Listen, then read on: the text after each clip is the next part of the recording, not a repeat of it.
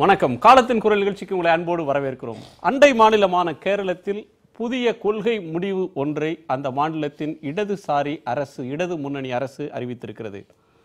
தமிழ்நாட்டில் மதுக்கடைகளை திறப்பதற்கு எதிராக போராட்டங்கள் வலுப்பெற்று வரக்கூடிய வேளையில் கேரளா சில ஆண்டுகளுக்கு முன்னால் உம்மன் சாண்டி தலைமையிலான அரசு இருந்த காலத்தில் ஒரு பூரண மதுவிலக்கு என்ற நிலையை எட்டாவிட்டாலும் கூட 5 நட்சத்திர ஹோட்டல்களை தவிர மற்ற இடங்களில் மது கிடைக்காது என்கிற ஒரு நிலையை எட்டியது. சில ஆண்டுகளில் பூரணமான மதுவிலக்கு என்கிற இலக்கை எட்டுவோம் என்று அந்த முதலமைச்சர் அறிவித்திருந்தார். இப்போது அந்த நிலையிலிருந்து மதுவிலக்கு கொள்கையில் சில தளர்வுகளை பினராயி விஜயன் அவர்கள் தலைமையிலான அரசு எடுத்திருக்கிறது. மதுவிலக்கு கொள்கையில் தொடர்ச்சியாக உலகம் முழுவதும் அது தோற்றுப்போன கொள்கை, நடைமுறையில் சாத்தியமற்ற கொள்கை என்ற விமர்சனம் இருந்து வந்தாலும் கூட இந்தியாவில் கேரளா, பீகார் போன்ற மாநிலங்கள் அடுத்தடுத்து மதுவிலக்கு என்ற கொள்கையை பாதையை நோக்கி சென்றன. அந்த சூழலிலிருந்து இப்போது எடுத்திருக்கக்கூடிய முடிவு என்பது ஒரு பின்னோக்கி செல்லக்கூடிய ஒரு முடிவாக அமைந்திருக்கிறது. 3 நட்சத்திர ஹோட்டல்கள், 4 நட்சத்திர ஹோட்டல்களிலும் கூட மது இனி விற்கப்படும். மது குடிப்பவர்களுக்கான வயது வரம்பு 21லிருந்து 23ஆக உயர்த்தப்படும். தூய்மையான கல் கிடைப்பதற்கு ஏற்பாடு செய்யப்படும். மது அடிமைகள் அவர்கள் அதிலிருந்து விடுபடுவதற்கான மறுவாழ்வு மையங்கள் அமைக்கப்படும். விமான நிலையங்களில் மது விற்கப்படும். மேலும் மது விலக்கு, பூரண மது விலக்கு என்பது எங்களுடைய கொள்கை அல்ல. மாறாக மக்கள் மதுவை புறக்கணிக்கக்கூடிய சூழல், தவிர்க்கக்கூடிய சூழலை உருவாக்குவதுதான் எங்கள் கொள்கை என்று கேரள அரசு அறிவித்திருக்கிறது. மதுவிலக்கு கொள்கை, பூரண மதுவிலக்கு என்பதே தள்ளாட்டம் நிறைந்ததாகத்தான் கடந்த காலத்தில் பல்வேறு மாநிலங்கள் நடந்திருக்கிறது. தமிழ்நாட்டிலும் மதுவிலக்கு வருவதும் போவதுமான சம்பவங்கள் நடந்திருக்கின்றன. இப்போது கேரளா எடுத்திருக்கக்கூடிய முடிவு எந்த திசையில் செல்லக்கூடிய ஒரு முடிவு? ஏற்கத்தக்க முடிவா? தன்னுடைய லட்சியத்திலிருந்து பின்வாங்கக்கூடிய முடிவு, ஒரு முன்னேற்ற பாதையிலிருந்து பின்வாங்கக்கூடிய முடிவு என்று பார்ப்பதா, அல்லது இதுதான் யதார்த்தம், இதுதான் நடைமுறையில் சாத்தியம் என்ற நடைமுறை சாத்தியத்திலிருந்து வரக்கூடிய முடிவா? விவாதிக்கலாம். நம்மோடு மூத்த பத்திரிகையாளர் திரு கோலப்பன், காங்கிரஸ் கட்சியின் ஜோதிமணி, மார்க்சிஸ்ட் கம்யூனிஸ்ட் கட்சியின் திரு கனகராஜ், தமுமுகவின் திரு பேராசிரியர் ஹாஜாக்கனி. வணக்கம். கோலப்பன், இந்த முடிவை நீங்கள் நால்வரும் எப்படி பார்க்குறீங்க அப்படின்ற கருத்தை கேட்கிறேன். முதற்கட்டமாக உங்களுடைய கருத்து என்ன?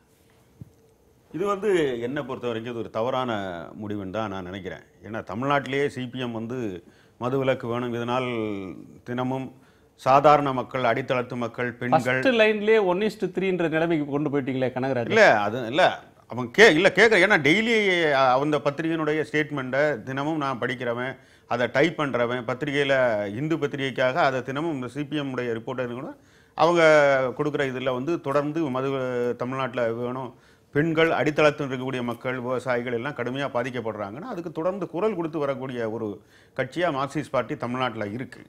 அப்படிப்பட்ட ஒரு நிலையில் நீங்கள் திருப்பி அதை கொண்டு வர என்ன இருக்குன்னா, அவங்க என்ன இருக்கலாம், நம்ம கேரளா ஒரு பெரும்பாலும் டூரிசத்தை ஒரு ஒரு ஒரு ஒரு நம்பி இருக்கக்கூடிய ஒரு மாநிலம்.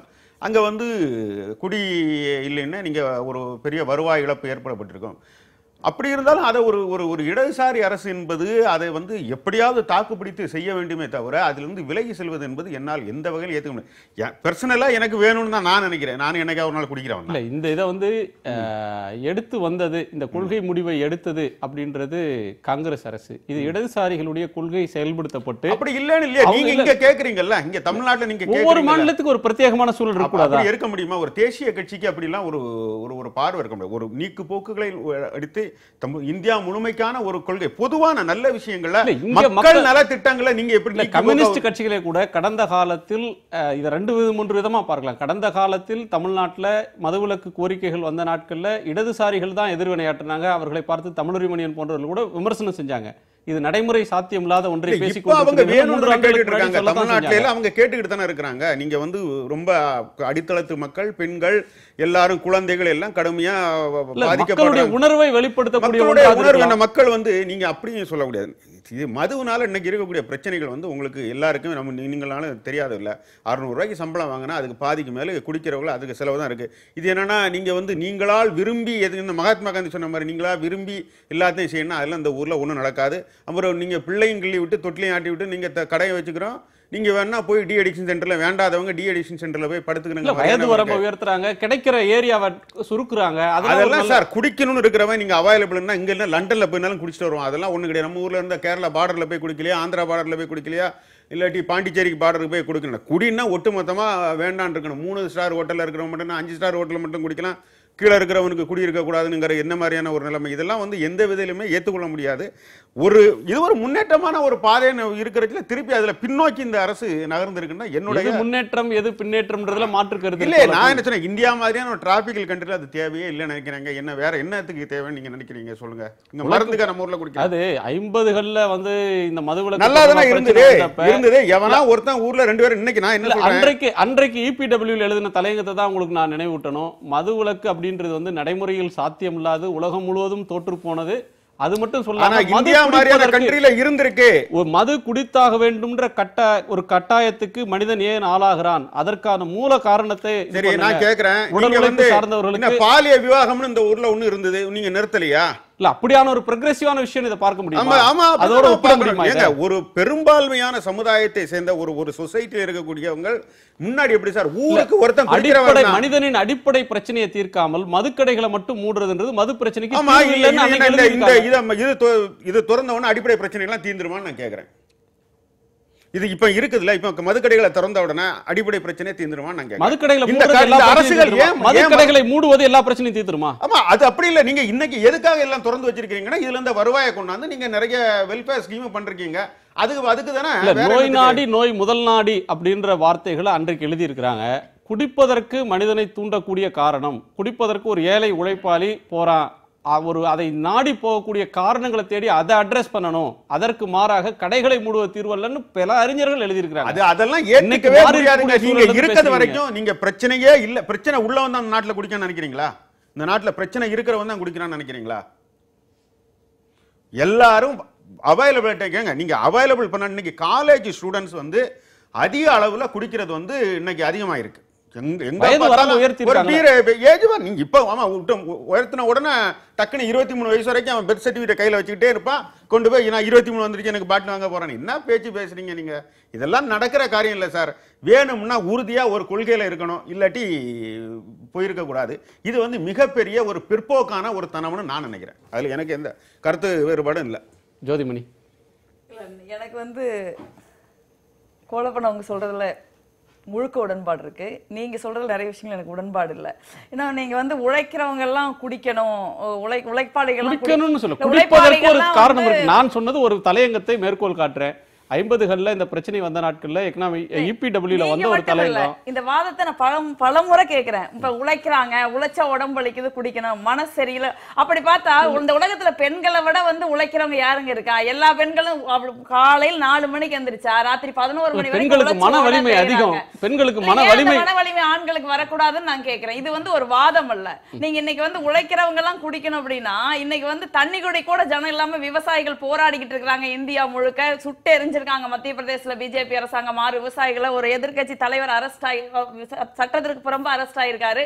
ஆனா இன்னைக்கு நம்ம எந்த தண்ணி பத்தி விவாதிச்சுட்டு இருக்கிறோம்? அடிப்படையில் அவர் சொல்ற மாதிரி இப்ப இதெல்லாம் திறந்து விட்டா உடனே அந்த பிரச்சனை எல்லாம் தீந்துருமா? அப்படி ஒண்ணும் கிடையாது. ரெண்டாவது அவங்க சொல்றது நீங்க வலுக்கட்டாயமாக ஒரு கொள்கையை திணிக்க முடியாது. நீங்க மது விலக்கு அப்படின்றது சட்டம் போட்டு செய்யக்கூடிய காரியம் இல்ல. மனிதர்களை மக்களை அதுல இருந்து விலகி இங்க வந்து எல்லா ஊர்களும் வந்து சின்ன சின்ன ஊர்கள்ல கடையை அரசாங்கமே திறந்துட்டு இருந்தது. ஒரு சூழல் இந்த திமுக தொடங்குறதுக்கு முன்னால இந்த ஊர்ல மது விலக்கு இருந்தா இல்லையா? ஒரு ஊர்ல நான் தாங்க சொல்லுங்க, ஒரு ஊர்ல குடிக்கிறவன் 1-2 இருந்தா, இன்னைக்கு ஊர்ல குடிக்காதவன் திமுக ஆட்சியிலேயே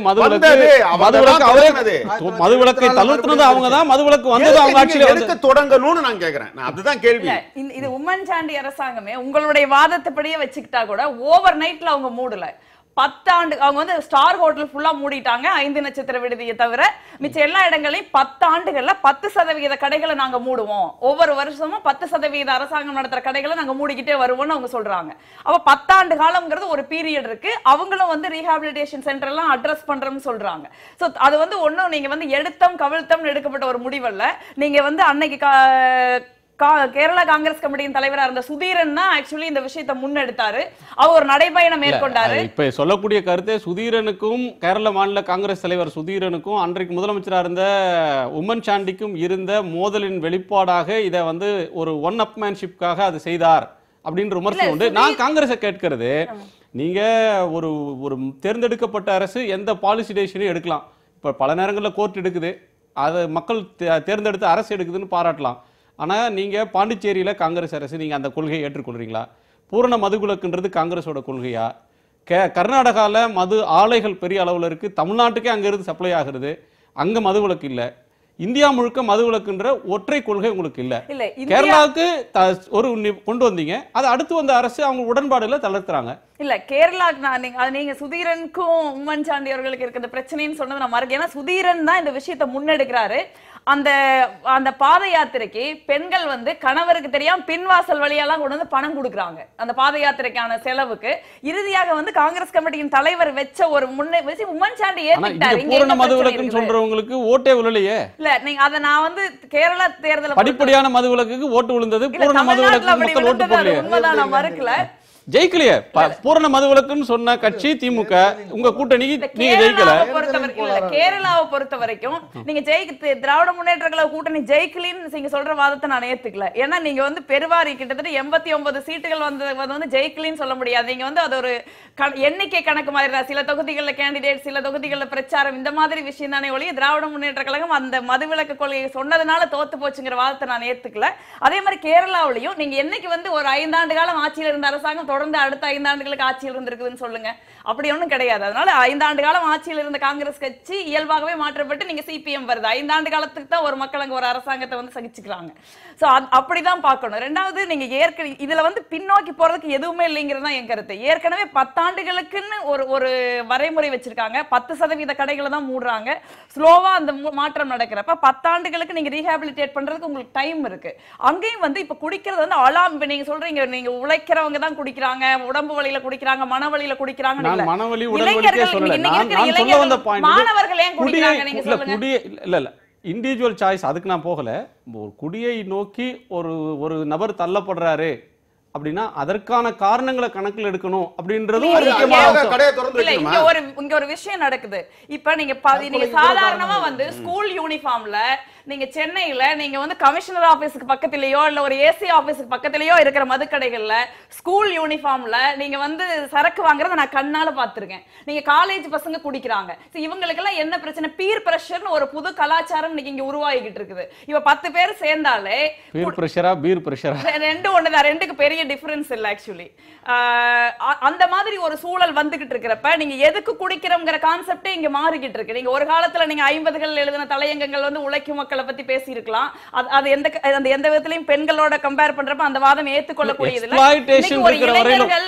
உலகம் முழுவதுமான நிலைமை பாத்தீங்கன்னா எக்ஸ்ப்ளாய்டேஷன் ஒன்னு இருக்கிறப்ப அதற்கான நிவாரணம்ன்ற ஒண்ணு ஒரு மனுஷன் எங்கேயோ போய் தேடுறான். ஒருத்தன் பக்தியில தேடுறாங்க, ஆன்மீக நாட்டம் சிலருக்கு வருது, இன்னொன்னு வருது. குடியோட ரிசீவிங் எண்ட்ல இருக்கிறவங்க பெண்கள் தான். நீங்க வந்து குற்றங்கள் அதிகரிக்குது, பெண்கள் மீதான வன்முறைகள் கூடுது. நீங்க ஒருத்தர் போய் நான் உங்களை காதலிக்கிறேன்னு ஒரு பையன் சொன்னா அந்த பொண்ணு ஏத்துக்கலைன்னா உடனே அந்த பொண்ணை கொன்றலாம், இல்ல வந்து ஆசிட் ஊத்திரலாம் அப்படிங்கிற அளவு கரூர்ல வந்து கல்லூரியில் அடித்து கொல்லப்பட்ட ஒரு பெண்ணை அடிச்சு கொள்றப்ப அந்த பையன் முழு போதையில இருந்தான்.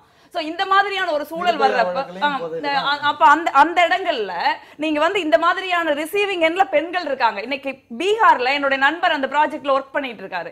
பீகார்ல அவங்க வந்து மதுவிலக்கு கொண்டு வந்ததுக்கு அப்புறம் பெண்களுக்கு எதிரான குற்றங்கள் 85% குறைஞ்சிருச்சு அப்படின்னு அவங்க மாவட்டமா சர்வே பண்ணிருக்காங்க. அப்ப ஒரு அரசாங்கம் யாருக்காக நடக்குது, எதற்காக நடக்குதுங்கிறது ஒரு தெளிவு இருக்கணும். இப்ப வந்து நீங்க தொடர்ந்து வந்து பெண்கள் வந்து உடல் ரீதியான, மன ரீதியான, நீங்க பாலியல் வன்புணர்வு வரைக்கும் போயின ஒரு எல்லை தாண்டிய குற்றங்கள் பெண்களுக்கு எதிராக நடக்கிறதுல நான் மனநிலை இருக்குதுங்கறத நான் மறுக்கல. அடிப்படையில நான் சுட்டி காட்டினா அதுக்கு நீங்க வரல. நீங்க நிதிஷ்குமார உதாரணம் காட்டுறீங்க. நாராயணசாமி நான் கேட்கிறேன், நீங்க நாளைக்கு அங்க வந்து கடையை அடைக்க சொல்லுங்க. பாலிசி வேணும்னு தான் சொல்றேன். நான் வந்து காங்கிரஸுக்கோ சிபிஎம்கோ இல்ல வேற எந்த அரசியல் கட்சிக்கோ ஒரு மதுவிலக்கு சம்பந்தமாவோ இல்ல மது கொள்கை சம்பந்தமாவோ பாலிசி இருக்க கூடாதுங்கறத நான் ஏத்துக்கல.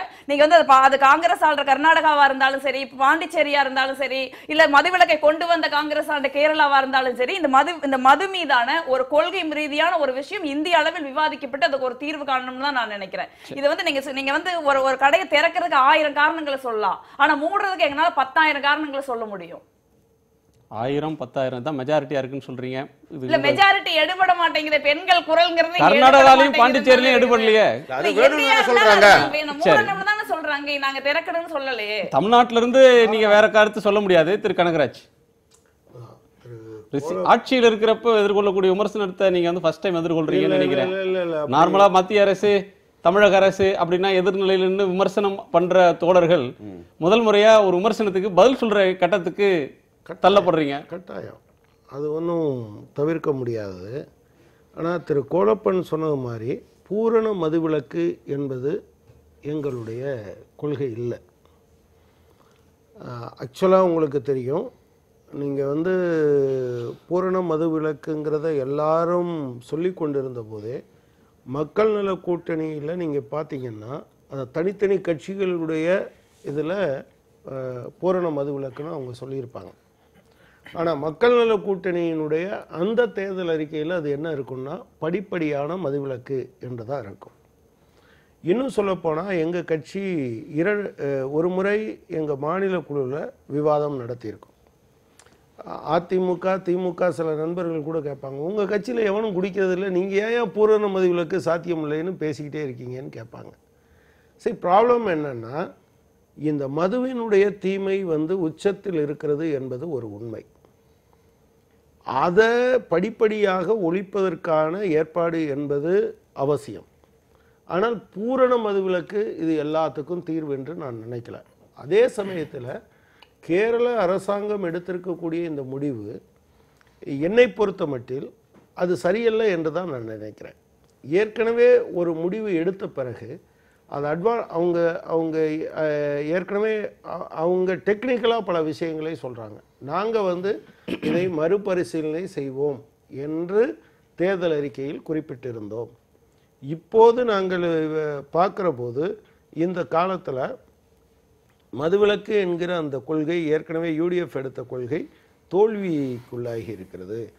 எங்களுக்கு வந்து நிறையா வந்து போதை மாத்திரைகள் அதிகமாகிருக்கு என்றெல்லாம் அவங்க சொல்லியிருக்காங்க. இதையெல்லாம் கட்டுப்படுத்துவதற்கான வழிகளைத்தான் அந்த அரசாங்கம் யோசித்திருக்க வேண்டுமே தவிர இதிலிருந்து பின்னுக்கு போயிருக்கக்கூடாது என்று தான் நான் நினைக்கிறேன். இந்தியா மாதிரியான இன்னொன்று இதுக்குள்ள ஒரு கலாச்சாரம் சார்ந்த ஒரு பிரச்சனையும் இருக்குது. சில வீடுகளுக்கு போகும்போது இப்போ அங்கே கூட சில சர்ச்சஸ் என்ன கேட்குறாங்கன்னா, நாங்கள் ப்ரொடியூஸ் பண்ணுற ஒயினை இன்க்ரீஸ் பண்ணணும்னு சொல்கிறாங்க. அதுக்கு கூடுதலான அந்த அளவில் வந்து கூடுதலாக நாங்கள் ஒயின் தயாரிக்கிறதுக்கு எங்களுக்கு அனுமதி தர வேண்டும். ஆனால் இந்த மதுவிலக்கை பூரணமாக அமல்படுத்த வேண்டும் என்று சொல்கிறாங்க. ஸோ இந்தியாவில் எல்லா இடத்துலையும் இந்த கலாச்சார ரீதியான அம்சங்களில் ஒரே மாதிரியான விஷயம் இருக்க முடியும் என்று நான் கருதலை. ஆனால் என்னுடைய தனிப்பட்ட முறையில் நான் பார்க்கிற போது இந்த அரசாங்கம் ஏற்கனவே எல்டிஎஃப் அவங்க இடது ஜனநாயக முன்னணி தேர்தல் அறிக்கையில் என்ன சொல்லியிருந்தாலும் கூட கடுமையான கடன் சுமை அல்லது மத்திய அரசாங்கத்தினுடைய எந்த விதமான உதவியும் இல்லாத போது அது தன்னுடைய நிலையை பாதுகாக்க வேண்டும் என்கிற நிலைமை இருந்தால் கூட இதற்குள் போயிருக்கக்கூடாது என்பதுதான் என்னுடைய. இல்லை, உங்களுடைய தனிப்பட்ட கருத்து இருக்கலாம், பட் ஒரு கலெக்டிவ் டெசிஷன் அந்த அமைச்சரவை அவங்க கட்சியினுடைய முடிவு இல்லாமல் அவங்க அந்த அமைச்சரவை தனியே முடிவெடுத்திருக்க போகிறதில்ல. அவங்க ஒரு கன்சிடர்டு டெசிஷன் தானே. அது சிபிஎம்ஐயும் கடந்து அவங்களுடைய இடது முன்னணியில் ஒத்த கருத்தின் அடிப்படையில் அது செய்திருக்கிறாங்க. அப்படியான ஒரு நீடு இருக்குது. நீங்கள் அவர் சொல்லக்கூடிய சொற்களில் மது விலக்கை விட மது தவிர்ப்பு தான் சிறந்தது அப்படின்னு சொல்கிறது ஒரு புறக்கணிக்கத்தக்க கருத்தா? இல்லை, நான் புறக்கணிக்கத்தக்க கருத்து என்று நான் சொல்லலை. இப்போ சிபிஎம் இதை அமுல்படுத்தலை அல்லது எல்டிஎஃப் இதை அமுல்படுத்தலைன்னா எனக்கு ஒன்றும் ஆட்சேபனை இல்லை. ஆனால் ஏற்கனவே இதெல்லாம் மூடியிருந்த இடத்துல புதுசாக நீங்கள் திறக்க வேண்டியதில்லை என்பது தான் என்னுடைய அபிப்பிராயமே தவிர உறுதியாக சொல்கிறோம். இப்போ நாங்கள் எங்கள் மாநில குழுவில் 80 பேர் இருந்தோம், விவாதித்தோம். ரொம்ப காரசாரமான விவாதங்கள். 2 பேர் ரொம்ப உணர்ச்சி பூர்வமாக சொன்னாங்க. தன்னுடைய அப்பா குடியின் காரணமாக இறந்து போனதை சொல்லி ஒருத்தர் இது வந்து கட்டாயமாக பூரண மதுவிலக்கு வேண்டும் என்று ஒருத்தர் ஆர்கியூ பண்ணார். இன்னொருத்தர் இன்னைக்கு வரைக்கும் எங்கள் அப்பா தெருவில் தான் இருந்து கீழே கிடந்து யாராவது தான் தூக்கிட்டு வர வேண்டியிருக்கு, ஆனாலும் இது ஒரு கலாச்சார இஷ்யூ. இதை நான் பண்றதில்லை, ஆனா நான் அதனால ரொம்ப பாதிக்கப்பட்டிருக்கேன். ஆனா அதே சமயத்துல இதை நீங்க இப்படி திணிக்க முடியாது, அது திணிப்பதன் மூலமாக உருவாக்குவது சாத்தியமில்லை என்று சொன்னார்.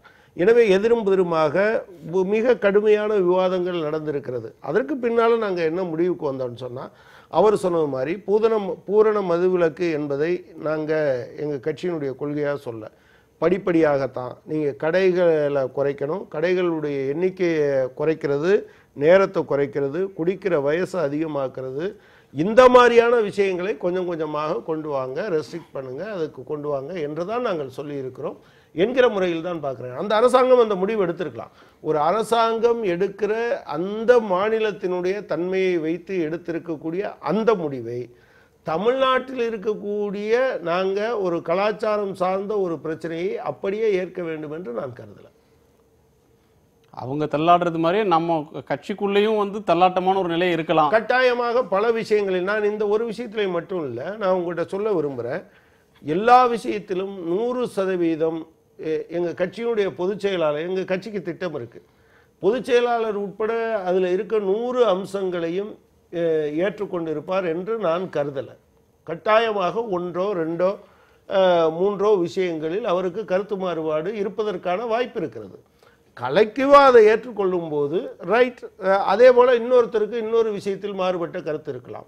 ஸோ ஒட்டுமொத்தமாக என்ன என்பது தான் இருக்குமே தவிர, ஒரு கட்சிக்குள்ள அதனுடைய எல்லா கொள்கைகள் குறித்தும் 100% உடன்பாடு என்பது இல்லை என்பது மட்டுமல்ல, எந்த காலத்திலையும் சாத்தியமும் இருக்கவும் முடியாதுன்றீங்க, வாய்ப்பே கிடையாது என்றுதான் நான் நினைக்கிறேன். பேராசிரியர் உங்களுடைய உரையை ஒரு இடைவேளைக்கு பிறகு கேட்கிறேன். ஒரு இடைவேளைக்கு பிறகு பேராசிரியர் சொற்பொழிவை வந்து இடைவேளைக்கு பிறகு கேட்டுக்கலாம்.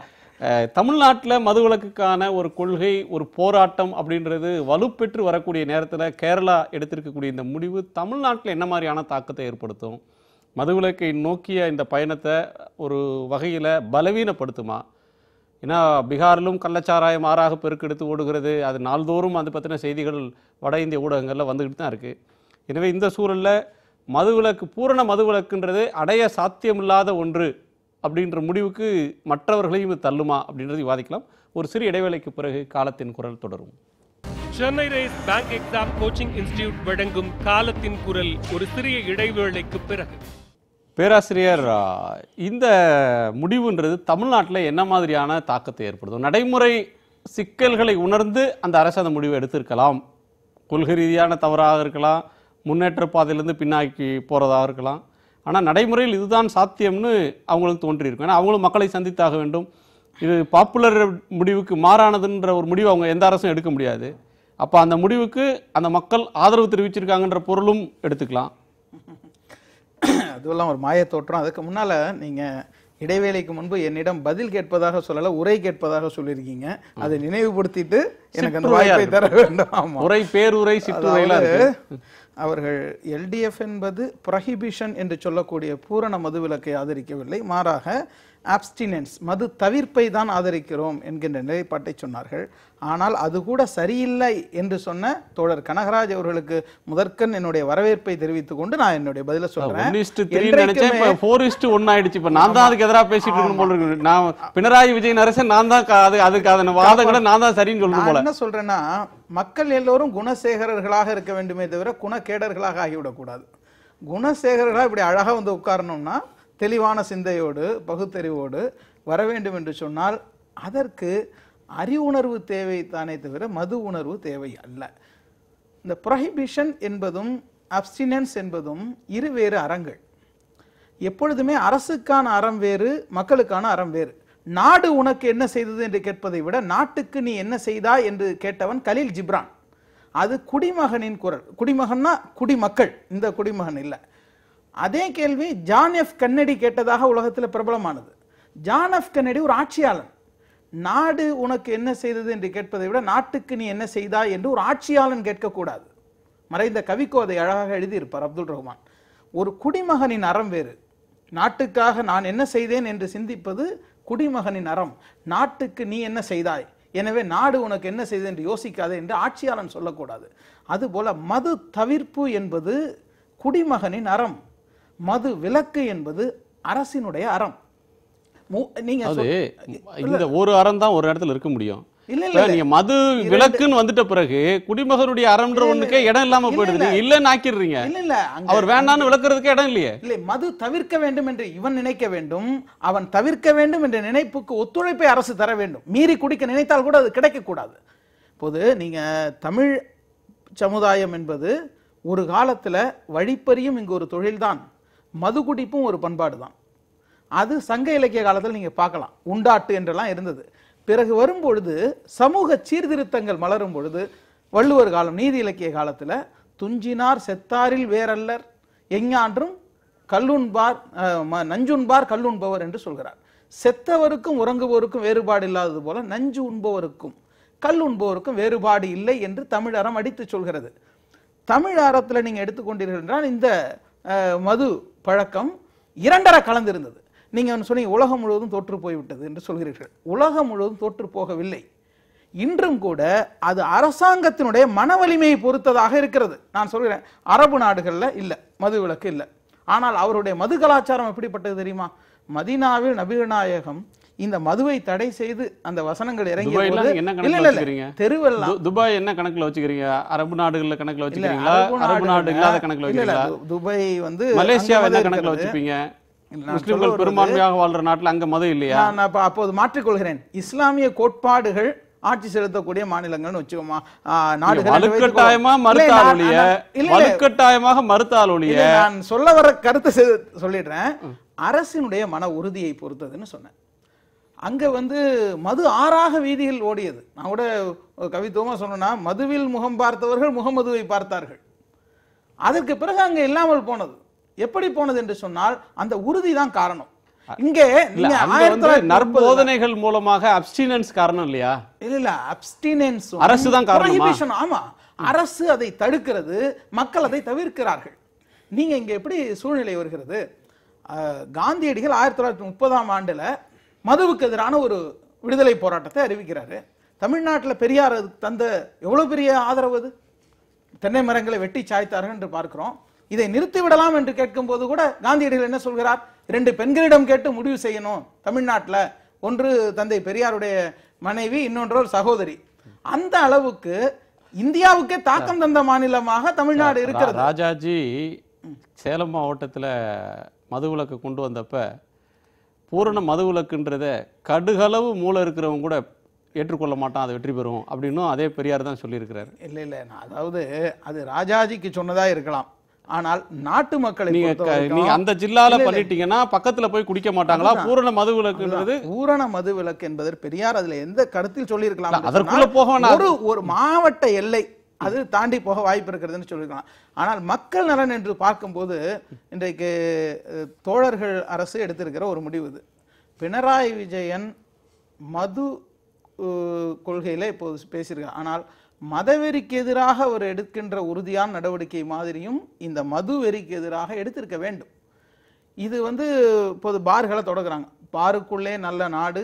இந்த போனதுனால கெட்ட நாடு. நான் என்ன கேட்கிறேன், ஒரு தேவையும் அவசியமும் சூழலும் ஏற்படாம எந்த ஒரு அரசும் அன்பாப்புலரான ஒரு டெசிஷன் எடுப்பாங்களா? இல்லை, அவர்கள் வருமானம் ஒரு எலெக்ஷனுக்கு முன்னாலேயே ஒரு இந்த கவர்மெண்ட் எடுக்கலையா, காங்கிரஸ் கவர்மெண்ட் எடுக்கலையா, இவர்களுக்கு இந்த எலெக்ஷன் அவங்க என்டார்ஸ் பண்ணலையே. இல்ல அவங்க தேர்தல் அறிக்கையில வந்து நான் ரிவ்யூ பண்ணுவேன்னு சொல்லிருக்காரு அவரு.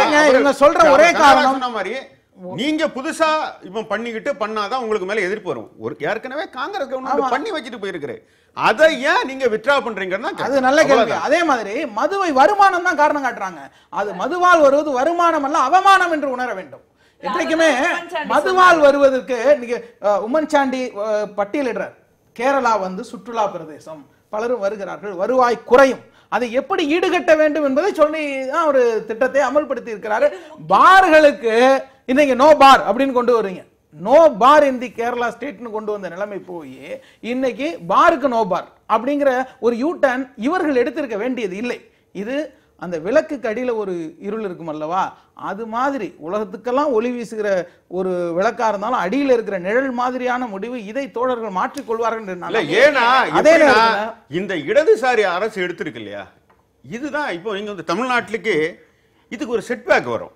ஏன்னா என்னன்னா எந்த ஒரு விஷயத்துக்குமே நம்பகத்தன்மை கொடுப்பவர்களா, அரசியலில் ஒரு நம்பகத்தன்மை, ஒரு மரியாதை கொடுப்பவர்களா இடதுசாரிகள் இருக்கிறாங்க. இப்போ இதை வச்சு இந்த ஊர்ல என்ன சொல்லுவாங்கன்னா, என்னப்பா கம்யூனிஸ்ட்காரங்களே வித்ட்ரா பண்ணிட்டாங்க, நீ எங்களை பண்ண சொல்றீங்க, மத்ததுக்கெல்லாம் கம்யூனிஸ்ட் சேர்க்க மாட்டாங்க, இதுக்கு மட்டும் கேட்பாங்க, ஓட்டு போட மாட்டாங்க.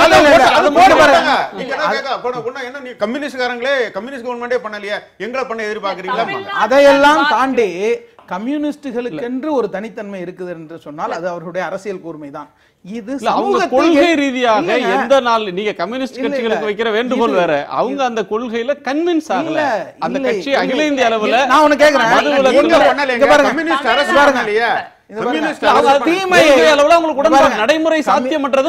ஒரு விஷயம், தீமை என்று கருதக்கூடிய ஒன்றை மதுவோடும் போதையோடும் ஒப்பிடுவது மார்க்சிய பாரம்பரியம் தான். மதம் அவர்கள் ஒத்துக்கொள்ளாதது. மதம் என்பது மக்களுக்கு கொடுக்கப்படும் அபின் என்றுதான் போதையோடு தான் ஒப்பிட்டு இருக்கிறாங்க. இது கேடா அல்லவா? இது கேடா இல்லையா? மதம் என்பது மக்களுக்கு கேடா நல்லதா? குடியை கெடுக்கும்னு எழுதுறோம். அதை நமக்கு அதை எதிர்ப்பதில் மத வெறியை எதிர்ப்பதில் எவ்வளவு உறுதி காட்டுகிறீர்கள், அதே உறுதியை இதில் காட்ட வேண்டும். தமிழ்நாடு இதுல பாதிக்கப்படுமா நீங்க கேக்குறீங்க? ஒரு நிமிஷம். மதம் அப்படின்னு அவர் சொன்னதை தயவு செஞ்சு முன்னையும் பின்னையும் தயவு செஞ்சு வாசிங்க. அது அவர் என்ன சொன்னாரு, இவர்களுடைய ஏக்க பெருமூச்சாக இருக்கிறது, ஆன்மாவாக இருக்கிறது என்று அவர் பேசினார். ஆன்மாவற்ற உலகத்தின் ஆன்மாவாக இருக்கிறதுன்னு சொன்னதை விட்டுட்டு அப்படின்னு மட்டும் சொல்லி இப்படி பண்ண வேண்டியதில்லை. அவர் டயலக்டிக்கலா பார்த்தார். ரெண்டாவது, தோழர்கள் சொல்றதுல எல்லாத்துக்கும் கம்யூனிஸ்டை கேள்வி கேட்பாங்க, உதாரணம் சொல்லுவாங்க. ஆனா நான் உங்களுக்கு சொல்ல விரும்புறேன், 1 லட்சம் ரூபாய் கடன் இப்போ இல்லை, 2015-16 கல்விக்காக 1 லட்சம் ரூபாய் கடன் வாங்கி ஆண்டு வருமானம் 6 லட்சம் ரூபாய்க்கு கீழே இருந்தால் அவர்களுடைய கடன் முழுவதையும் அந்த அரசாங்கம் ஏற்றுக்கொள்ளும். இப்படி ஏராளமான விஷயங்கள் வந்திருக்கு. அதை நீங்கள் சொன்னீங்கன்னா அதை யாரும் ஏற்க மாட்டாங்க. எல்லா ஹைஸ்கூல் ஹையர் செகண்டரி ஸ்கூல்லையும் வைஃபை கொண்டு வந்துட்டாங்க. டிரான்ஸ்ஜெண்டர் திருநங்கையர்களுக்கு நீங்கள் நம்ம ஊரில் ஒரே ஒரு எஸ்ஐ வந்தோன்னு அதை கொண்டாடணும். அவங்க ஒரு ஒட்டு மொத்தமாக இதுக்கு அது ரிசர்வேஷனும் கொண்டு வந்துட்டாங்க, இதில் கொண்டு வர்றதுன்னு கொண்டு வந்துட்டாங்க. இதெல்லாம் இருக்கு. பட் இதை பேசுவாங்களான்னா கட்டாயம் பேசுவாங்க. அதில் தோழருக்கு ஒரு சிறிய மாற்று இல்ல. ஒன்று, நீங்கள் ஒரு கரைப்பட்ட இடத்தில் மேலும் கரைப்பட்டால் வெளியே தெரியாது. ஒரு பினராயி விஜயனோ அல்லது மாணிக் சர்க்காரோ இந்த மாநிலத்துக்கே இளைய தலைமுறைக்கு நாங்கள் அடையாளம் காட்டக்கூடிய தலைவர்களாக இருக்கிறார்கள். இவர்களை போல வாருங்கள் என்று யாரை காட்ட முடிகிறது? எங்கள் கல்லூரியில் கூட இது அரசியல் பொதுவாழ்வில் நேர்மைக்கான காயிதே மில்லத் விருதுன்னு அறிவிக்கப்பட்டதை தொடர்ந்து பெறுபவர்கள் இடதுசாரி தலைவர்களாக தான் இருக்கிறாங்க. அப்போது அரசியலில் தூய்மை என்று வரும்பொழுது மக்கள் நலம் அல்லவா அதனுடைய முதன்மை. அந்த முதன்மைக்கு நாங்க யார உதாரணம் காட்ட முடியுது? எங்க தோழர்களே இல்ல. இதே முடிவை நடைமுறை சாத்தியம், ஒரு அரசின் நிலை, அரசின் சூழல் அப்படி பார்த்தால் இல்ல மக்கள் பழகிவிட்டார்கள். வருவாய் கெடுகிறது என்று சொன்னால் வருவாய் தரக்கூடிய வேறு சட்டவிரோத செயல்களும் இருக்கிறது. அனுமதிச்சிருவோமா? அறம் என்பது எங்கே போனது? மக்கள் நல அரசுக்கு முதன்மையா இருப்பது 4000 வருஷத்துக்கு முந்தைய சங்க இலக்கியத்தில் சொல்றான், அறநெறி முதற்றே அரசின் குற்றம். அரசுக்கு எது வழிகாட்டு நெறிமுறை என்று சொன்னால் அறம் தான். வருவாய் வருகிறதுங்கிறதுக்காக எதை வேணாலும் அறிவிக்க முடியாது. மகளிர் ஒதுக்கீட்டை கொடுத்துருங்க. எனக்கு ஒதுக்கீடு எல்லாம் வேண்டாம். நாங்க 50% we have equal right. எங்களுக்கு ஒதுக்கீடு எல்லாம் தேவை. ரொம்ப நேரம் கேக்குறீங்க. அவர் ஒதுக்கீடு கொடுக்காமல இருந்தாரு, அங்கீகரிக்காமல இருந்தாரு. எங்களுக்கு ஒதுக்கவே வேண்டாம். நீங்க விவசாயிகளுக்கு மானியம் கொடுக்கறேன்னு சொல்றீங்க. இதெல்லாம் இந்த ஜார்கன்ஸ், இதெல்லாம் விவசாயிகளுக்கு கொடுக்கறது மானியம் அல்ல, இழப்பீடு. ஏன்னா அரசாங்கம் விவசாயிகளுக்கு விலை வைக்குது. சொல்றது ஒரு மாநிலத்தோட முடிவு இன்னொரு மாநிலத்தை பாதிக்கும்ங்கிறது வாதமே ஏற்றுக்கொள்ளக்கூடியதுல அடிப்படையில் தமிழகத்தில் ஆட்சிக்கு வருகிற அரசு தமிழக மக்களுக்கு நீங்க எனக்கு வாக்களிங்க, நாங்க இதெல்லாம் சொல்றோம் சொல்லிதான் செய்யறோம் சொல்லிதான் பிரஷர் வரும். இல்ல நீங்க ஒரு மேற்கோள் காட்டுறீங்க. கேரளால நீங்க தமிழ்நாட்டுல கூட மதுவிலக்கு தொடர்பாக நீண்ட காலமா பேசிட்டு வராங்க. கேரளால அது வந்த உடனே தமிழ்நாட்டுல அதுக்கு ஒரு புஷ் கிடைக்குது. இது நடக்க சாத்தியமானதுதான் போல இருக்கு. கர்நாடகாலயும் மணல் அள்ள முடியாது, ஆறுகள்ல ஜேசிபி இறங்குறதுக்கு தடை இருக்கு. தமிழ்நாட்டுல அப்ப மணல் அல்லாம இருங்கல. கேரளாவிலையும் கர்நாடகாலையும் குளங்கள் ஏரிகள் நீர்நிலைகள் மிக நீட்டா பாதுகாக்கப்பட்டு வச்சிருக்காங்க. இங்க வந்து எல்லாம் பிளாட் போட்டாச்சு. அப்ப நம்ம இது வந்து வசதிக்கு தகுந்த மாதிரி நம்ம மாத்திக்கிறதானே ஒழிய ஏன் அங்க இருக்கிற இங்க நம்ம கேட்கிறோம்ல இங்க இருந்து மணல் எடுத்துட்டு போய் நீங்க வந்து மணல் எடுக்க அனுமதி இல்லாத கேரளத்திலையும் கர்நாடகாலையும் விக்கிறீங்க. அப்ப வந்து உங்களுக்கு கேரள அரசாங்கம் செய்யறதையும் கர்நாடக அரசாங்கம் செய்யறதையும் தமிழ்நாட்டுல கடைபிடிக்கணும்னு நீங்க நினைக்கிறது இல்ல. இது வந்து அப்ப நீங்க வருமானம் தான் வருது அப்படின்னா கேரளா விஷயத்துல கூட இந்த மதுவிலக்கு நீங்க அவங்க படிப்படியாக மதுவிலக்கு அமல்படுத்தப்படும் சொன்னதுக்கு அப்புறம் அவங்க என்னதான் வந்து சுற்றுலாவை காரணமா சொன்னாலும் சுற்றுலா பயணிகளோட எண்ணிக்கை குறைஞ்சதுக்கு எந்த விதமான டேட்டாவும் இதுவரைக்கும் வெளியில வந்து எதுவும் சப்போர்ட்டிவா இல்ல. அப்ப வந்து நீங்க ஒரு மாநிலம்ங்கிறது நீங்க எப்ப பார்த்தாலும் அடுத்த மாநிலத்துக்கு ஓடும். நமக்கு ஒரு கலாச்சாரம் இருக்குது, நமக்கு ஒரு வாழ்க்கை இருக்குது, நம்மளுக்கு எல்லாருக்கும் ஒரு ஓட்டு இருக்கு. கேரளால ஏதாவது பண்ணனா நாங்க உங்களுக்கு பண்ணுவோம், இல்லைன்னா பண்ண மாட்டோம் அப்படின்னு சொல்லி எந்த தமிழ்நாட்டு அரசியல் கட்சியும் அரசியல்வாதிகளும் இங்க வாக்கு கேட்கறது இல்ல. ஆனா ஒவ்வொரு மாநிலத்துக்கும் அந்த மாநில மக்கள் இருக்காங்க, அந்த மாநில அரசு இருக்குது, அந்த மாநில மக்களுக்கு எது நல்லதோ அதை தான் அந்த அரசாங்கம் செய்ய முடியுமே ஒழிய கேரளாவில் நன்மை செஞ்சா மட்டும் நீங்க உடனே இங்க நன்மை செஞ்சிருது இல்ல. அப்ப வந்து இந்த மாதிரி கேரளால வந்து மதுவிலக்கை வந்து நீங்க அவங்க கொஞ்சம் கொஞ்சமா தளர்த்துறாங்க, நம்ம வந்து மதுவிலக்கே பண்ண வேண்டாம்னு சொல்றது வந்து பிரஷர் கிடையாது, அது வந்து ஒரு கடைஞ்செடுத்த அயோக்கியத்தனம் தான் நான் நினைக்கிறேன். இல்ல தோழர் பினராயி விஜயனுடைய அந்த ஸ்டேட்மெண்ட்ல என்ன இல்லைன்னா சுற்றுலா பயணிகள் குறைந்து விட்டார்கள் என்றோ வருமானத்தின் காரணமாக இதை செய்கிறோம் என்றோ அதுல இல்லை. ஏற்கனவே இருக்கிற அந்த பாலிசி குறைஞ்சு போச்சு, டாக்ஸிக் ட்ரக்ஸ் வந்து அதிகமாயிருச்சு. எனவே ஏற்கனவே நாங்கள் மறுபரிசீலனை செய்கிறதா சொன்னோம். அதன் அடிப்படையில் இதை செய்கிறோம் தான் இருக்கே தவிர வருவாயின் அடிப்படையில் இதை செய்வதாக இல்லை. ஏன் வருவாயின் அடிப்படையில் செய்கிறதா இல்லைன்னு சொன்னால் 2015-16 இருந்து அவங்க இதை அமுல்படுத்தும் போது அந்த நான் எஜுகேஷன் லோன் சொன்னேன், 900 கோடி ரூபாய். அது ஒரு சின்ன மாநிலம், அதுக்கு 900 கோடி ரூபாய் என்பது ஒரு மிகப்பெரிய தொகை என்று நான் கருதுகிறேன். எனவே வருவாயின் அடிப்படையில் இருந்து பண்ணல. நான் திரும்பவும் தமிழ்நாட்டிலையும் எங்கள் கட்சி வந்து பூரண மதுவிலக்கு அட் ஸ்டெச் என்று ஒருபோதும் நாங்கள் பேசியது கிடையாது. என்னுடைய பாயிண்டே என்னன்னா அவங்க மேல அவங்க எடுத்திருக்க அந்த அதன் இலக்கு படிப்படியாய் மதுவிலக்கு என்பது மது இல்லாத நிலைமையை நோக்கியதுதானே. ட்ரக் அதிகமாயிட்டு, மாத்திரை அதிகமாயிட்டு, கள்ளச்சாரம், இது எல்லாம் இதனால நாங்க துறக்கோம்னு சொல்றத எந்த காலத்திலுமே ஏத்துக்க முடியும். ஏன்னா இந்த அரசாங்கமும் காவல்துறை நினைச்சா எதை வேணா சாதிக்க முடியும். ஒரு வலுவான அரசு ஒரு சாதாரண கள்ளச்சாராயம் காட்டுறவங்களை எங்களால கட்டுப்படுத்த முடியலன்னு சொன்னா அதை விட கையாலாகத்தனம் உலகத்துல எதுவுமே இருக்க முடியும். போலீஸ் லோக்கல் போலீஸ் ஸ்டேஷனை மிஞ்சி ஏதாவது இந்த ஊர்ல நடந்துருமா நான் சொல்றேன், கேட்கிறேன். நீங்க இம்பல்சிவா நடக்கக்கூடிய மர்டர் ராபரியை விட்டுருங்க, இத மாதிரிலாம் இதெல்லாம் திட்டமிட்டு செய்யணும். இதெல்லாம் நீங்க அரசு செய்ய முடியாதுன்னு சொல்றத ஏத்துக்கவே முடியாது. பஞ்சாப்ல 3 மாசத்துக்கு முன்ன அகாலி பிஜேபி அரசாங்கம் இருக்கிறப்ப ட்ரக் வந்து ஒவ்வொரு மருந்து கடையிலயும் கிடைச்சது. இன்னைக்கு வந்து அமரீந்தர் சிங் காங்கிரஸ் அரசு பதவி ஏற்றதுக்கு அப்புறம் எப்படி 3 மாசத்துல ட்ரக் விற்பனை இல்லாம போகுது? அப்ப வந்து ஒரு அரசாங்கத்துக்கு வந்து ஒரு பொலிட்டிக்கல் வில்லும் அரசாங்கத்திற்கு உண்மையிலேயே மக்களை நன்றாக வாழ வைக்கணும் ஒரு அக்கறை இருக்கும் அப்படின்னா எந்த போதை மருந்தையும் ஒரு அரசாங்கத்தால் தடுத்து நிறுத்த முடியும். அதற்கான காவல்துறை உட்பட பல அமைப்புகளை அரசாங்கம் வைத்திருக்குது. நீங்க வந்து அதை செய்யலைங்கிறது தான் பிரச்சனையை ஒழிய நீங்க வந்து ஒரு அரசாங்கம் நினைத்தா அதை செய்ய முடியும். எப்போதுமே ஒரு தடுமாற்றத்துக்கு ஒரு நொண்டிச்சாக்கு, ஒரு கொள்கை ரீதியான தடுமாற்றம் வந்ததுன்னா அதுக்கு ஒரு நொண்டிச்சாக்கு. இது ஒரு நொண்டிச்சாக்கு என்பது எல்லாருமே எளிதில் புரிந்து கொள்ள முடியும். இது ஒரு காரணமே கிடையாது. போதை மருந்து பெருகிவிட்டது, அரசாங்கம் அதை ஒடுக்க முடியாதா? மதுவை ஒழித்தது போல போதை மருந்தை ஒடுக்க முடியாதா? எல்லோரும் பேசுவது என்பது வேறு, யதார்த்தமா நாணயமா இதுதான் சாத்தியம் அப்படின்னு ஒரு அரசு துணிச்சலா ஒரு முடிவு எடுக்குதுன்னு வச்சுக்கோங்க. ஒரு விஷயம் அந்த பார்வையில் பார்க்க முடியாதா? இது நடைமுறை சாத்தியம் இல்லாத ஒன்று இல்லை. இப்பொழுது ஊழல் என்பது ஒரு வழிமுறையா இல்லாமல் வாழ்க்கை முறையாகவே ஆகிவிட்டதுன்னு சொல்றாங்க. அதற்காக அதை ஒத்துக்கொள்ள முடியுமா? இன்றைக்கு அதை ஒழிக்க முடியாது. அங்கிங்கனாதபடி எங்கும் நீங்க வந்து பூரண மதுவிலக்குன்ற ஸ்டாண்ட் பாயிண்ட்ல இருந்து பேசுறீங்க ஹஜா. ஆனா அவங்க வந்து இன்னமும் பூரண மதுவிலக்குன்றது அடைய சாத்தியம் இல்லாதது, நடைமுறையில சிரமம், அது வந்து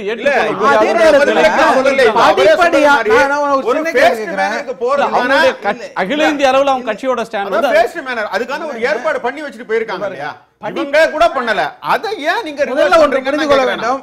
ஏற்கனவே பண்ணி வச்சது இப்ப வந்து இந்த லெப்ட் கவர்மெண்ட் வந்து ஒரேடியா டோட்டல் ப்ராஹிபிஷன் பண்ணிருக்கத நீங்க வந்து பூரண மதுவிலக்கு ஒரே முறையில சாத்தியம். ஊழல் வந்து ஊழல் என்பது சமூக பாதிப்பு, குடி என்பது தனி மனிதனுடைய ஒரு சாய்ஸ். குடும்பத்தின் பாதிப்பு. அப்படியே கிடையாது. தனி ஒரு மனிதனுடைய மனிதன் சாய்ஸ். குடிப்பதால் ஒரு குடும்பம் தள்ளாடுகிறது. நீங்க புரிஞ்சுக்கணும், ஒரு மனிதன் குடிப்பதால் ஒரு குடும்பமே தள்ளாடுகிறது, ஒரு சமுதாயமே தள்ளாடுகிறது. அது அந்த மனிதன் மட்டும் தள்ளாடவில்லை. நான் கேட்கிறது எதிர்கேள்வி கேட்க வேண்டியதுக்காக நிறைய கேட்க வேண்டியதா இல்ல இருக்கு. இல்ல, இப்போது படிப்படியான தோழர் சொல்ற கருத்து சரிதான். ஒரே நாளில் ஒழித்து விட முடியாது. நீங்க இந்த மார்க்க வரலாறு பார்க்கும்போது தொழுகைக்கு வரும்போது குடித்து விட்டு வராதீர்கள் முதல் தடை, பிறகு ஒட்டுமொத்த தடை சில காலத்துக்கு பிறகு. ஆனால் அந்த தடை வந்த பிறகு எந்த இடத்துலயுமே ரிவர்ஸ் வரல, அது பின்னோக்கி போகவே இல்லை. நீங்கள் 700 பார்களை மூடிவிட்டீர்கள் என்று சொன்னவுடன் அதை அதிகரிக்க வேண்டும் அல்லது தோழர் சொன்ன மாதிரி நிறுத்தி இருக்கணும். இது ஒரு பின்னோக்கு பயணமாக இருக்கிறது. அதுதான் இங்க பக்கத்து மாநிலத்திலாம் பாதிப்பு ஏற்படும். 1971 மது விலக்கு தளர்த்தப்படும் போது சொன்னப்பட்ட காரணம் கொழுந்து விட்டு எரியும் நெருப்பு வளையத்துக்கு மத்தியில் கொளுத்தப்படாத கற்பூரமாக எத்தனை நாள் இருப்பது என்ற நியாயம் சொல்லப்பட்டது. ஆனால் அன்னைக்கு கண்ணியமிகு காகிதமில்லத் சொன்னார், மதுவின் நிறம் கூட என்னவென்று அறியாத ஒரு தலைமுறைக்கு நீங்கள் அதை அறிமுகப்படுத்தி விடாதீர்கள்னு போராடினார்கள். இன்றைக்கு தமிழ்நாட்டோட நிலைமை என்ன? இந்தியாவில் இளைஞர்கள் அதிகமாக இருக்கிறார்கள், அவர்கள் தள்ளாடி கொண்டிருக்கிறார்கள் அல்லவா? இந்த இளைஞர் சக்தி எல்லா மாநிலத்திலும் தான் நிலைமை. கர்நாடகால என்ன நிலைமை? இல்லைங்க, இங்கு ரொம்ப அதிகமாயிடுச்சு. தமிழ்நாட்டில் நீங்க செய்திகளை எடுத்துக்கொள்ளுங்கள், அவ்வளவு சாலை விபத்துகள் இந்தியாவில் முதலிடத்தில் தமிழ்நாடு இருக்கிறது. பச்சை விளக்கு, சிவப்பு விளக்கு, மஞ்சள் விளக்கு இருந்தும் ஏன் இத்தனை விபத்துகள்? மது விலக்கு என்ற ஒரு விளக்கு இல்லை. நீங்க இது தேசிய நெடுஞ்சாலைகள்ல மது கடைகளை மூடுங்கள் என்கிறார்கள். நான் மதுவினால் விபத்து ஏற்படல அப்படின்லாம் சொல்லல. ஆனா நடக்கிற எல்லா விபத்துமே மதுவால் நடக்குதுன்ற ஒரு தோற்றத்தை தர்றீங்க. பெரும்பான்மையான விபத்துகள் மதுவால் நடக்கின்றன. ஒன்று, நீங்க திருவள்ளுவர் காலத்திலேயே கல்லுண்ணாமைன்னு ஒரு அதிகாரம் வச்சிருக்காரு. அப்ப கல் குடிக்கிற பழக்கம் இருந்துதான் அவர் கல்லுண்ணாமைன்னு வைக்கிறாரு. எந்த மதமாவது இப்ப நீங்க சொல்றீங்க மதம் இந்த குடியை மதுவை தொட்டவர்கள் எங்க மதத்துல இல்ல அப்படின்னு யாரும் சொல்ல முடியுமா? எந்த மதமா சொல்ல முடியாது. எந்த மதமா சொல்ல முடியாது? நான் திருப்பி கேக்குறேன். இந்த கேள்வி வந்துட்டதுனால டாஸ்மாக்ல தீபாவளி விற்பனை சாதனை சொல்கிறார்கள், பொங்கல் விற்பனை சொல்றாங்க. என்றைக்காவது பெருநாள் விற்பனை சொல்லி இருக்கிறார்களா? ஓரளவு கட்டுப்படுத்த வேண்டும். அதனால முஸ்லிம்கள் எல்லாமே குடிக்காமல் இருக்கிறார்கள் என்று சொல்லவில்லை. அந்த பழக்கம் ஊடுருவுகிறது. அதே நேரத்தில் இல்ல, நான் அப்படி சொல்ல வரல. ஒரு கட்டுப்பாடு, தயவு செஞ்சு நான் மதம் சார்ந்து சொல்லவில்லை, சமூகத்தில் இழிவாக கருதப்படும், அதுதான் சொல்ல வரேன். குடிகாரன் என்ற ஒரு இழிவு பார்க்கப்படும் பொழுது தைரியமாக சொல்லி மனிதன் தானா என்று எம்ஜிஆர் பாடுவார். அவர் எந்த படத்திலும் குடிக்கிற மாதிரி நடித்தது இல்ல. ஒரே ஒரு படம் ஒளி விளக்குல மட்டும். என்ன குணசேகரன், இழிவுங்கிறதே அது ஒரு பிரச்சனை. இல்ல, சமூக நெருக்கடி எப்ப வருதுன்னா நீங்க குடிச்சிட்டு உருண்டு கிடக்கிறது, அது ஒரு பிரச்சனை. 400 வருஷமா மது விலக்கே அமலுக்கு வராத 50 தலைமுறையாக மது அமல்ல இருக்கிற பல நாடுகள்ல யாரும் குடிச்சிட்டு ரோட்ல இருக்கிறாங்கன்னு இல்ல. பாண்டிச்சேரியில குடிச்சிருக்கிறவங்க கேட்டீங்கனாலே ரோட்ல இருந்து இருக்கிறவங்க பாண்டிச்சேரிக்காரங்க கிடையாது, தமிழ்நாட்டுல வந்து போனவங்க. இல்ல, நம்ம ஊர்ல எல்லாமே மிதமின்றி விட்டது. சரி, நம்ம நிறைவு செய்யலாம். ஒழுக்கம்ன்ற point of view, personal choice அப்படின்ற ஒரு பாயிண்ட் ஆஃப் ஒரு மெசேஜ் சொல்லி முடிச்சிரு. அரசாங்கத்தோட ரோல் இருக்குல்ல. நீங்க காலங்காலமா சமூகத்தை குடிக்கவே இல்லையா? யாருன்னா எல்லாம் குடிச்சிருக்காங்க, அதான் வள்ளுவர் காலத்துல இருந்தே அதெல்லாம் இருக்குதா. ஆனா என்ன அப்படின்னா இதுல திடீர்னு அரசாங்கத்தோட ஒரு ரோல் வருது. ஒரு அரசாங்கம் எப்படி மது விலக்கை கொண்டு வரணும்னு நம்ம சொல்றோமோ அதே போல அரசாங்க மதுக்கடைகள் எண்ணிக்கையை அதிகரிக்கலாம். அரசாங்கத்தை நடத்துகிற அரசியல் கட்சிகளே சாராயத்தை காட்சி விற்கலாம். அது நீங்க 23 வயசோ 21 வயசோ ஒரு சட்டம் இருந்தா கூட அந்த சட்டத்தை மதிக்காம 10 வயது குழந்தைக்கு கூட நீங்க சாராயத்தை விற்கலாம். இந்த மாதிரி இதுல அரசின் ரோல்னு ஒண்ணு வருது இல்ல. இந்த இடம் ரொம்ப சிக்கலா இருக்கு. இதை நம்ம ஒவ்வொரு இடத்துலயும் தவிர்த்துட்டு போறோம். இப்ப இதற்கு முன்பு இருந்த சமூகங்கள் குடிப்பழக்கங்கள் எல்லாமே நீங்க சாதாரணமா ஒரு தென்னை மரத்துல கல் இறக்கி அந்த ஊர்ல அந்த மரத்துக்கு கீழே 2 பேர் குடிச்சிட்டு போய்கிட்டே இருப்பாங்க. இன்னைக்கு அப்படி இல்ல. அரசாங்கம் இதை ஒரு நிறுவனமயப்படுத்தி இதுல இருந்து ஒரு வருமானத்தை ஈட்டி அதன் மூலமாக மக்களுடைய வாழ்க்கையை குழி தோண்டி புதைக்கிற ஒரு சூழல் இருக்கு. அரசாங்கத்துடைய ரோலை நம்ம டிஸ்கஸ் பண்ணாம வெறும் மதுவிலக்கு மட்டும் டிஸ்கஸ் பண்ணி இந்த பிரச்சனை தீர்க்க முடியாது. கோலப்பண்ண தமிழ்நாட்டில் என்ன இம்பாக்ட் ஏற்படுத்தும்? இல்லை, தமிழ்நாட்டில் நான் தான் ஏற்கனவே சொன்னேன்னா, இப்போ நான் சொன்னேன் எல்லாத்துக்குமே இடதுசாரிகளுக்கு இந்த ஊரில் நம்பூதிரிபாடு நல்லவர் இருப்பான். ஆனால் அவன் இன்னைக்கா நம்பூதிரிபாடுக்கு ஓட்டு போட்டிருப்பாருன்னா ஒரு நாள் போட்டிருக்க மாட்டான். எல்லாத்துக்கும் நல்லதுக்கெல்லாம் கம்யூனிஸ்டுகளை காட்டுவாங்க, ஆனால் கம்யூனிஸ்ட்டுக்கு ஓட்டு போட மாட்டாங்க. இப்போ என்ன சொல்லுவாங்க, அவங்களுக்கு ஈஸியாக போயிடும். பத்தியா, கம்யூனிஸ்டுகளே மது விலக்கை ஏத்துக்கலையே, நீங்க எப்படிங்கிறது அதுக்கு ஒரு நடைமுறையில சாத்தியம் இல்லாத ஒன்றை நேர்மையா அப்ப அவங்க சொல்ற எல்லா நடைமுறையும் சாத்தியம் இல்லாத இருக்கு. அவங்க நடைமுறை இல்லாத எவ்வளவோ ஒரு சீஃப் மினிஸ்டர் பப்ளிக் லைஃப்ல நல்லா இருக்கணும்ங்கறத கம்யூனிஸ்டுகள் பண்ணிருக்காங்க. அதெல்லாம் ஃபாலோ பண்ணீங்களா? இல்ல ஒரு முதலமைச்சர் நடைமுறை சாத்தியத்தை உணர்ந்து இதுதான் இது மக்களை நான் ஏமாற்ற விரும்பல இல்ல, அப்படின்னு துணிச்சலாவும் உண்மையாவும் அது தேவையில்லை. ஏன்னா அதுக்கு முன்னால இருக்கிற ஒரு அரசு பண்ணிட்டு போயிருக்குது. அது ஜெயிக்கணும்னு நினைச்சிருக்கலாம். அது ரொம்ப தேர்தலுக்கு முன்னாடி தான் பண்ணாங்க. அதனால அது தொடங்கி வச்சத பின்னோக்கி போயிருக்க வேண்டாம் தான் என்னுடைய கருத்து. முன்னோக்கிய தேரை பின்னோக்கி இழுத்துட்டாங்க. அதே இடத்துல விட்டுருக்கலாம். அதே இடத்துல ஒழுக்கம் அந்த சம்பந்தமா அதெல்லாம் ஒண்ணும் விட்டுருங்க. இதெல்லாம் உடல்நலம் சம்பந்த பாருங்க. பிரச்சனை எல்லாம் கிடையாது. நிறைவு செய்யலாம். செய்திக்கு வழி விட்டுறலாம். கள்ளுக்கடை காசுல தாண்டா கட்சி கொடி ஏறுது போடான்னு ஒரு பாட்டு உண்டு. இது பிரச்சனை என்னன்னா, தமிழக சட்டமன்றத்தில் பலமுறை பேராசிரியர் ஜவஹர்லால் உறுப்பினராக இருக்கும்போது மதுவிலக்குக்காக கூட்டணியில் இருக்கும்போது அதிமுகவோடு இருக்கும்போது குரல் கொடுத்திருக்கிறோம். அவர்கள் சொன்ன பதிலே எதிர்கட்சியிலே இந்த கட்சியில யார் காய்ச்சாம இருக்கிறார், யார் மதுவுக்கு எதிராக இருக்கிறார்கள் என்று கேட்கிறார்களே தவிர நடைமுறை சாத்தியம் என்பதே ஒரு மாயை. நீங்கள் ஊடகம் நினைத்தால் இது நடைமுறை சாத்தியம் என்பதை இது நடைமுறைதான் என்று உருவாக்கிவிட முடியும். ஏன் நடைமுறை சாத்தியம் இல்லை என்று சொல்கிறீர்கள்? நீங்க ஒரு நெறியாளர் சார். ஜாதி இல்லாத சமூகம் 2000 வருஷத்துல சாத்தியமாகல. ஏன் சாத்தியமாகல? சாதி இல்லாத ஊழல் இல்லாத சமூகம் இந்த நாட்டுல 2000 வருஷத்துல சாத்தியமாகல. நேர்மையான பொது வாழ்க்கை ஊழல் இல்லாத அரசியல் திரிபுராவிலே இருக்கிறது. ஊழல் இல்லாத இடங்களை ஓரளவுக்கு தோழர்கள் வெற்றி பெற்றிருக்கிறார்கள். சாதி இல்லாத சமூகத்தில் நான் வாழ்ந்து கொண்டிருக்கிறேன். சாதியில் அது ஊழல் பழமையானது, சாதி பழமையானது என்பதனால் அதை நியாயப்படுத்த முடியாது. அதை எதிர்த்து போராடி கொண்டிருக்கவே வேண்டும். சரி, இருக்கிறது என்பதனால கடக்க வேண்டிய தொலைவு அதிகம் இருக்குதுன்றதை நீங்க உணர்த்துறீங்க. திரு கனகராஜ் அவர்களுடைய இறுதி கருத்தோட நான் நிறைவு செய்யறேன். இல்ல, அந்த மாநில அரசு அங்கே இருக்கிற நிலைமையிலிருந்து ஒரு நிலைப்பாடு எடுத்திருக்கிறது. மார்க்சிஸ்ட் கட்சியை பொறுத்தளவில் தொடர்ச்சியாக நாங்கள் வலியுறுத்தி வருவது உடனடியாக அட்ட ஸ்ட்ரெச்சில் முழுமையான மதுவிலக்கு என்பது நடைமுறை சாத்தியமற்றது. நீங்கள் எண்ணிக்கையை குறைக்கணும், டயத்தை குறைக்கணும், வயசை அதிகமாக்கணும், மனிதர்கள் அதிகமாக புழங்காத இடத்துல வச்சிருக்கணும், இதற்கு எதிராக கேம்பெயின் பண்ணணும் என்பதை சொல்லுகிறோம். அதுதான் சாத்தியம் என்று நான் நினைக்கிறேன். மிக்க நன்றி. இது பற்றி இன்னமும் நிறைய வாத பிரதிவாதங்கள் வரும். தமிழ்நாட்டில் இருக்கக்கூடிய பல்வேறு இயக்கங்களும் இது சார்ந்த செயல்பாட்டாளர்களும் கருத்துக்களை சொல்லுவாங்க. எந்த தளத்திலிருந்து அந்த முடிவை எடுத்தார்கள், அது அந்த சமூகத்தில் என்ன மாதிரியான தாக்கத்தை ஏற்படுத்த போகுதுன்றதையும் விவாதிக்கலாம். அரங்கொண்டு உங்களுடைய கருத்துக்களை பகிர்ந்தமைக்காக நால்வருக்கும் நன்றி. மீண்டும் சந்திப்போம். இது காலத்தின் குரல். திக்கட்டும் பரவட்டும்.